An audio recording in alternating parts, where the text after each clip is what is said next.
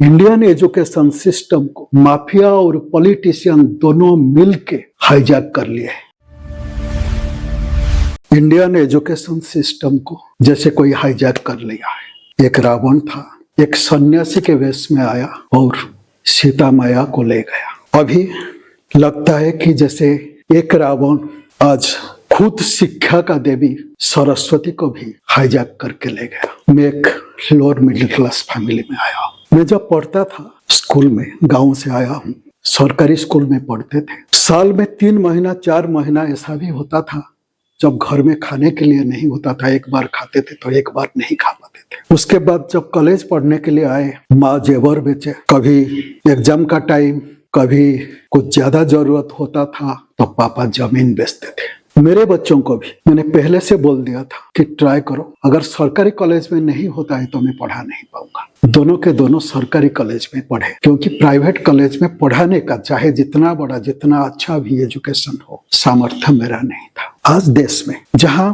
50% लोगों के हाथ देश का वेल्थ का ओनली 6% रहता है, कौन अफोर्ड कर पाएगा आज का अच्छा एजुकेशन देने के लिए? और अगर नीट का बात आता है, मेडिकल कॉलेज में पढ़ाने का बात आता है, किसका सामर्थ्य है? मैं नहीं जानता हूँ कि देश का एजुकेशन मिनिस्टर वो हैंड इन ग्लोव है या वो हेल्पलेस है। मैं नहीं जानता हूँ, लेकिन इतना जानता हूँ इंडियन एजुकेशन सिस्टम को माफिया और पॉलिटिशियन दोनों मिलके हाईजैक कर लिए है। नीट का पेपर लीक का रूट अगर हम देखने के लिए जाएंगे तो वो है demand supply gap. 23 lakh student NEET का एग्जाम दे रहे हैं, लेकिन सीट है कितना?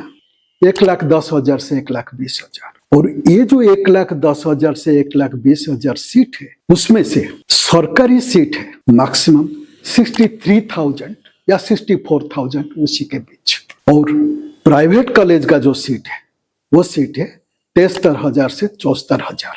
आधे से ज्यादा सीट प्राइवेट कॉलेज में है। उसी के हिसाब से कॉस्ट भी बढ़ जाता है। अगर कोई एम्स में पढ़ने के लिए जाएगा, उसका जो फीस लगेगा पूरा मेडिकल खत्म करके आने तक 5 साल 5.5 साल में, उसका 25,000 से 30,000 खर्चा होगा, जो सरकार जो लेते हैं, जो फीस लेते हैं। और अगर ये प्राइवेट कॉलेज को चला जाता है तो प्राइवेट कॉलेज में ये 80 लाख से 1.5 करोड़ तक वो बन जाता है। जहां 1 लाख से नीचे है सरकारी कॉलेज का, उसमें MBBS पास करने का या उसमें मेडिकल पास करने का जो खर्चा है, और दूसरा तरफ 80 लाख से 1.5 करोड़ है, उसके बीच आ जाता है कंपटीशन। एक साइड सोने का हिरन का सपना रहता है बच्चों का और पेरेंट्स का कि मेरा बेटा पास करके कल डॉक्टर बनेगा, जहां नौकरी नहीं है, बेरोजगारी का ये सारे जो सिचुएशन है, उसमें अगर मेरा बेटा डॉक्टर बन जाता है तो उसका कैरियर सेफ है। उसी टाइम में आ जाता है कोचिंग से शुरू करके एजुकेशन माफिया। नीट एग्जाम देने से पहले जिस कोचिंग लेने के लिए बच्चे जाते हैं, ये फॉर्मल, उसके अंदर जितना फॉर्मल कोचिंग है, जो सारे ब्रांड बन चुके हैं, अगर उसका हिसाब देखा जाए तो वो लोगों का जो रेवेन्यू है वो ऑलमोस्ट 90,000 करोड़ है पर annum। 2021 में 38,000 करोड़ था तो 2024 में 58,000 करोड़ बन गया। ये लोग 2024 में 5,517 करोड़ का दिए थे GST। इसमें आप इमेजिन कर सकते हैं कि ये जो प्राइवेट कोचिंग का जो रैकेट है, प्राइवेट कोचिंग का जो बिजनेस चल रहा है, वो कितना बड़ा बिजनेस है। और प्राइवेट कोचिंग चलता है किसमें? ये रैंक मार्केटिंग होता है उसमें। मेरे कोचिंग से पास करके नंबर 1 आया, वो नंबर 2 आया, वो ये रैंक मार्केटिंग होता है। और ये रैंक मार्केटिंग के पीछे भी एक जो पेपर लीक सप्लाई चेन का एक सिस्टम वहां रहता है। और कोचिंग में जनरल बच्चे तो पढ़ते हैं, उसके बाद अगर कोई स्पेशल पैसा देता है तो उनके लिए एक स्पेशल क्लास भी लिया जाता है, जिसको सेफ रूम बोलते हैं।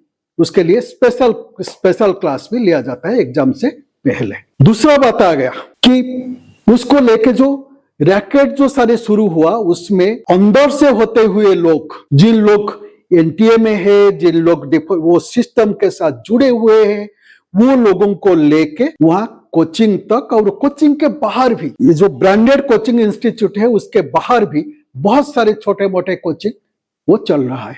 ये सारे का रैकेट जुड़ा हुआ है उसके साथ। अगर एक पेपर लीक और एग्जाम का जो करप्शन, वो सिस्टम को हम रोकना चाहते हैं तो उसको हमको कैंपस से शुरू करना पड़ेगा। सारे कोचिंग हम बंद नहीं कर पाएंगे। साउथ कोरिया ट्राई किया था 1980 में, लेकिन वो बैन जो किया था कोचिंग इंस्टीट्यूट पर, बाद में ऐसा हुआ कि एक शैडो एजुकेशन इकोनॉमी चलते रहा, इसलिए 2000 में वो बैन को फिर उन लोगों ने उठा लिए। जब तक डिमांड है और डिमांड सप्लाई गैप है, आप उसको बंद नहीं कर पाएंगे। तो उसका सोल्यूशन फिर क्या है? सोल्यूशन ऐसा है कि जैसे दिल्ली गवर्नमेंट 2017 में 2017 में शुरू किया था जय भीम मुख्यमंत्री प्रतिभा विकास योजना, वो लोगों ने कोचिंग देना शुरू किए educational institute. Uttar Pradesh government भी नीट, जेई, यूपीएससी, ये सब के लिए भी एक मुख्यमंत्री अभ्युदय योजना भी शुरू किया। इस ढंग से अगर हम नॉर्मल टीचर वो इस टाइप का ट्रेनिंग दे नहीं पाएंगे। इस टाइप का कोचिंग के लिए you have to hire top tier educators जो स्पेशलाइज्ड उसके लिए है, और उसके लिए भी आपको ऑनलाइन ये सिस्टम भी आपको करना पड़ेगा। जैसे डिजिटल पोर्टल आप कर ले पाएंगे तो कोई भी कहीं उसको डाउनलोड कर पाएगा, तो कॉलेज इंफ्रास्ट्रक्चर में वो चीज चल पाएगा। इसके लिए कोई नया इंफ्रास्ट्रक्चर लगाने का जरूरत नहीं है, और डिजिटल सिस्टम में चल पाएगा। गांवों में भी कोई डाउनलोड उसको कर पाएगा। तो एजुकेशन को या क्वालिटी एजुकेशन को लोगों के पास या बच्चों के पास पहुंच जाने के लिए, लोगों को जिस कोचिंग के लिए वो डिपेंड कर रहे हैं माफिया के पर, जिस कोचिंग के लिए वो डिपेंड कर रहे हैं प्राइवेट इंस्टीट्यूट पर, वो पूरा तो बंद नहीं होगा, लेकिन जो गरीब बच्चे हैं उन लोगों के लिए एक दूसरा साधन रह जाएगा, एक माध्यम रह जाएगा। तो गवर्नमेंट ये सिस्टम भी लागू कर सकता है। कोचिंग का प्रॉब्लम को तो कुछ हद तक आप मैनेज कर पाएंगे, लेकिन सबसे बड़ा प्रॉब्लम जो है वो है प्राइवेट कॉलेज। और ये प्राइवेट कॉलेज का ओनरशिप, ये सबसे बड़ा डेंजरस ट्रेंड है कि उसमें पॉलिटिशियंस इन्वॉल्व है, चाहे कोई भी पार्टी का। अब कांग्रेस का देख लीजिए, महाराष्ट्र जो पेपर लीक का भी एक हब वहां है। अगर हम देखेंगे कि महाराष्ट्र का किन किन लोग या किस किस पॉलिटिशियन, उनके हाथ में बड़े बड़े यूनिवर्सिटीज है, जैसे DY Patil university. DY Patil Congress में थे, मिनिस्टर थे, गवर्नर थे, बहुत बड़ा एजुकेशनल एम्पायर उनका है। पतंगराव कदम आ गए, भारतीय विद्यापीठ है। जी परमेश्वर है, सिद्धार्थ एकेडमी है। जी परमेश्वर डेप्यूटी चीफ मिनिस्टर थे सिद्धारामैया के गवर्नमेंट में कर्नाटका में, अभी होम मिनिस्टर। सिद्धार्थ एकेडमी बहुत बड़ा इंस्टीट्यूट है। बीजेपी को आ जाते हैं, राधा कृष्ण विखे पाटिल, अगेन वही महाराष्ट्र का। Kailash Vijayvargiya central general secretary probably BJP का है, और वहां मध्य प्रदेश गवर्नमेंट में पावरफुल मिनिस्टर। उसके बाद बहुत सारे छोटे गली मोहल्ला से शुरू करके अगर नेशनल ये तक आप चले जाएंगे, आप देखेंगे जो प्राइवेट एजुकेशन का जो इंस्टीट्यूट सारे रहा है, उसमें से ज्यादातर डिफरेंट पार्टी का पॉलिटिशियंस इन्वॉल्व है। अभी आम आदमी पार्टी से जाके एमपी बीजेपी में मिले, उनमें से भी एक पंजाब से है कि जो एजुकेशनल इंस्टीट्यूट चला रहे, बहुत सारे। जो सीट को बेचने का या वहां 90 लाख 80 लाख 1.5 करोड़ का जो सीट का बात आता है, तो वहां पॉलिटिशियंस आ जाते। पॉलिटिशियंस और एक कॉलेज के बीच ये एक लिंक है, उसको कैसे ओवरकम आप करेंगे? ये सिलसिला शुरू हुआ 1992 में, जब अर्जुन सिंह थे education minister. Arjun Singh 2 term education minister रहे। 1992 में वो सेल्फ फाइनेंसिंग कोर्सेज शुरू किए इवन गवर्नमेंट। उसके बाद लेकिन सबसे बड़ा जो डेंजरस ट्रेंड शुरू हुआ deemed university era. Deemed university era शुरू हुआ 2004 से 2009, जब अर्जुन सिंह एजुकेशन मिनिस्टर थे।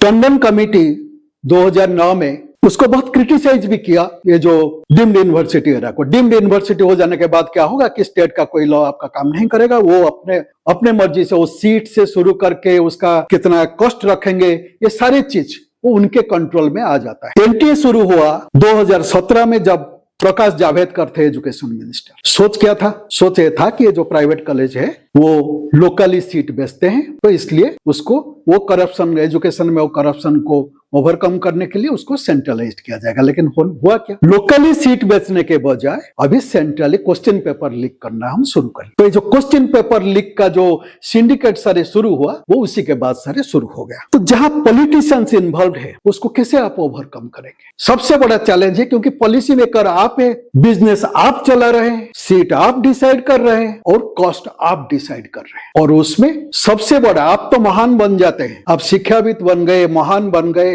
लेकिन जो बीच में जो सरसज्जा में रहता है, यहाँ अभिमन्यु होके वो बच्चे मर ही जाते हैं। चारों तरफ यहाँ पॉलिटिशियन है, यहाँ माफिया है, उसके बीच अभिमन्यु होकर रह जाता है बच्चा हमारा। उसके बाद 2021 में एजुकेशन मिनिस्टर बने धर्मेंद्र प्रधान, तब नेशनल एजुकेशन पॉलिसी आ चुका था। 2024 में जून में एक public examination prevention of unfair means act आया। वो एक्ट में प्रावधान है कि अगर वो जो ऑर्गेनाइज्ड पेपर लीक के लिए, उसके लिए प्रावधान उसमें है 10 साल तक जेल हो सकता है, 1 करोड़ तक फाइन हो सकता है। क्वेश्चन यहाँ आ जाता है कि अगर आपके हाथ में लॉ है, वो लॉ में थोड़ा सा परिवर्तन करना जरूरी है कि उसमें मिडिलमैन को ले आना चाहिए, उसमें इनसाइडर को ले आना चाहिए, जो अंदर में रह के एनटीए का पार्ट होके भी क्वेश्चन पेपर लीक में शामिल होते हैं, ये सबको ले आना चाहिए। अगर ये सबको आप ले आते, ये 5 साल से 10 साल जो है जेल या इम्प्रिजनमेंट का सिस्टम, उसके दायरे में, और 1 करोड़ का फाइन है, उसी के दायरे में आप उसको ले आते, तो जितने पैसा में वो बेच रहे हैं क्वेश्चन पेपर, उससे ज्यादा महंगा उसको पड़ जाता कि ये जो पनिशमेंट। और अगर ओनली पनिशमेंट में बात नहीं हो, पेन एंड पेपर में तो पनिशमेंट रह जाता है। यहाँ तो एग्जाम्पल है कि आपका क्वेश्चन पेपर लास्ट टाइम बेच के जिन लोगों ने जेल गए थे, वो फिर बेल में आ गए, फिर क्वेश्चन पेपर बेच रहे हैं। उसका कोई सिस्टम नहीं है कि कितने दिन के अंदर होगा। तो इसलिए और एक चीज का जरूरत है, education and examination court. Political corruption को चेक करने के लिए आपका एमपी एमएलए कोर्ट है। हाँ, ये बात अलग है कि उसमें कितने लोगों को पनिशमेंट होता है, कितने लोग बस निकल जाते हैं। आपका पोक्सो कोर्ट है चाइल्ड सेफ्टी के लिए। आपका सीबीआई कोर्ट है जो हाई लेवल करप्शन को ट्रायल करने के लिए। तो जहां इतने सारे स्टूडेंट, उनका फ्यूचर का बात आता है कि आपके लिए आप उसके लिए एक स्पेशल कोर्ट कर नहीं पाएंगे। और ये जरूरी है क्योंकि इमीडिएट पनिशमेंट भी होना चाहिए जिन लोगों ने इसके लिए दायी है, और उसके साथ साथ अगर कुछ सॉल्यूशन आना है तो सॉल्यूशन जल्दी आ जाएगा। 6 महीने के अंदर उसका आ जाना चाहिए रिजल्ट, जो भी होना है। तो स्पेशल कोर्ट के लिए आपको ministry of law and justice के साथ बोथ गवर्नमेंट का पार्ट है आप लोग, सो आप उसके साथ बातचीत करके एक स्पेशल कोर्ट अगर आप एजुकेशन एंड एग्जाम कोर्ट अगर आप लाते हैं, तो इवन एजुकेशन सेक्टर में भी एडमिशन से शुरू करके कौन अंडरहैंड डील में पैसा ले रहा है, ये सारे का चीज उसका अंदर आ जाएगा। तो अगर ये चीज आप कर पाते हैं तो इंडियन एजुकेशन सिस्टम में ये एक रेडिकल शिफ्ट हो जाएगा। ये तो आपके हाथ में है। पॉलिटिकल लॉबी को कैसे आप हैंडल करेंगे वो आपका काम है, हमारा काम नहीं है। अगर इंटेंशन सही है आपका, सरकार का अगर इंटेंशन सही है, तो इमीडिएटली आप लाना चाहिए एजुकेशन एंड एग्जामिनेशन कोर्ट का एक प्रावधान। और वो जो एक्ट आपका है public examination prevention of unfair means act 2024, उसका दायरे को बढ़ा के, उसको पेपर टाइगर ना करके, उसको एक रियल टाइगर में चेंज करके, उसमें जो प्रावधान करना है, आप 1 करोड़ के बदले उसको 10 करोड़ कर दीजिए। क्योंकि इतने सारे बच्चों का फ्यूचर का बात उसमें आता है। उसमें प्रॉपर्टी सीजर का बात कर लीजिए, नॉन बेलेबल ऑफेंस कर दीजिए, कुछ तो कर पाएंगे। मैं स्पेशलिस्ट नहीं हूं, मैं एजुकेशनिस्ट भी नहीं हूं। मैं एक आम आदमी के हिसाब से, एक पेरेंट के हिसाब से, एक लोअर मिडिल क्लास सिटीजन के हिसाब से, ये मैं जस्ट आपको बोलता हूं कि आप ये सारी चीज को एक्सप्लोर कर सकते हैं। साइलेंट बैठने का कोई माने नहीं है। तो एटलीस्ट आप एक्सप्लोर कीजिए और जल्दी से जल्दी लोगों के सामने, बच्चों के सामने एक नया सिस्टम ला के खड़ा कीजिए कि ये एग्जाम माल प्रैक्टिस, ये एग्जाम रैकेट या ये जो माफियागिरी, उसको कैसे बंद किया जा सकता है और कैसे बच्चों का फ्यूचर को आप सेफगार्ड कर सकते हैं। उसके बाद भी सबसे एक बड़ा चीज आता है, ये जो सीट नहीं है गवर्नमेंट के पास, प्राइवेट में इतना सीट है, कोचिंग देने का बात आ रहा है, तो इसके लिए आ रहा है बजट का बात। इस बार आप बहुत अच्छा बजट पाए, 1,39,000 करोड़ का आप बजट पाए। अमाउंट तो बहुत बड़ा लगता है, 4.1% ऑफ जीडीपी, वो भी अच्छा लगता है। चाइना के हिसाब से अगर हम देखेंगे तो चाइना से ज्यादा परसेंटेज के हिसाब से ज्यादा है हमारा, 3.924% है। लेकिन एनईपी नेशनल एजुकेशन पॉलिसी में बोला गया था कि 6% कम से कम होना चाहिए। अगर हम चाइना के साथ कंपेयर कर रहे हैं, अमाउंट तो बड़ा है, बड़ा आप लिए, लेकिन अगर हम आप देखते हैं उसमें कि जीडीपी का 4% या 4.1% हम लेते हैं और चाइना लेता है 3.924%। हमारा जीडीपी और चाइना के जीडीपी के बीच 5 गुना का फर्क है। तो जहां हमारे स्टूडेंट को पर स्टूडेंट अगर हम देख रहे हैं कि एनुअली अगर हमारा यहां आ रहा है 30,000 से 60,000, तो चाइना का पर स्टूडेंट गवर्नमेंट का एक्सपेंडिचर आ रहा है 5 लाख। हमको हमारा अगर हम विकसित भारत का बात कह रहे हैं 2047 में, तो विकसित भारत के लिए हमको विकसित युवा चाहिए, विकसित सिटीजन चाहिए। हमको स्पेंड करना होगा एजुकेशन में, ये जरूरी है। एजुकेशन में स्पेंड नहीं करेंगे तो हम देश का भविष्य बना नहीं पाएंगे। देश का भविष्य बनाने के लिए एनईपी का 6% कम से कम, जो एनईपी में प्रेस्क्राइब किया गया है 6% कम से कम, उसको आप स्पेंडिंग कीजिए। और दूसरा हिसाब भी ये है कि ये जो एजुकेशनल इंस्टीट्यूट या प्राइवेट कॉलेज का मैनेजमेंट कोटा का जो सीट है, उसके पर भी, ये तो नाम के वास्ते आप बोल रहे हैं कि ये सारे नॉन प्रॉफिट करके रहे हैं, ये भी एक अनदर रैकेट है कि एक शैडो इकोनॉमी रन कर रहा है। ये एक सबसे बड़ा हिपोक्रेसी के अंदर हम रहते हैं कि मेडिकल करने के लिए, एजुकेशन इंस्टीट्यूट चलाने के लिए अगर वो नॉन प्रॉफिट में चलेगा तो नॉन प्रॉफिट में जाता है लोग। लेकिन बात क्या होता है कि ये पैसा ब्लैक मनी में ट्रांसफर हो जाता है, एक पैरेलल इकोनॉमी हम उसके अंदर रन कर। ये भी एक सबसे बड़ा हिपोक्रेसी है और ये लीगल हिपोक्रेसी है। ये लीगल हिपोक्रेसी को ओवरकम करने का जरूरी है। सिस्टम ऐसे कुछ किया जाना चाहिए कि जिसमें उसके ऊपर भी आप एक टैक्स लगा सकते हैं, एजुकेशन टैक्स, जिस पैसा को आप एक गरीब बच्चों को, उनको कोचिंग और उनका हायर एजुकेशन में स्पेंड करने के लिए आप वो पैसा को खर्चा कर सकते हैं। क्या हो सकता है, आपके पास ज्यादा एक्सपर्ट है, आप उन लोगों को लेके कमेटी कर सकते हैं और उसके पर आप विचार कर सकते हैं। एक लोअर मिडिल क्लास